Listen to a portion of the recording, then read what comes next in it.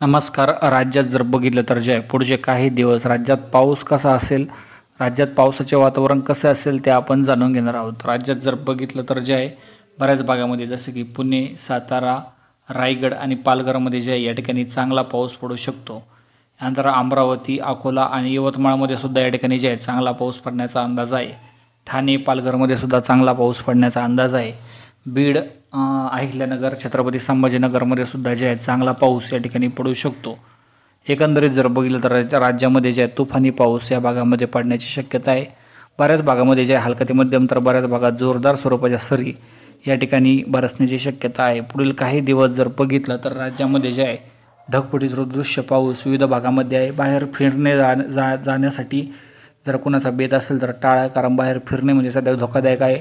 कारण डोंगरदऱ्यावर जर तुम्ही फिरत असाल तर सावध राहा. खास करून कोकण किनारपट्टीत आणि पश्चिम महाराष्ट्रामध्ये डोंगरदऱ्यावर फिरू नका सध्या जास्त.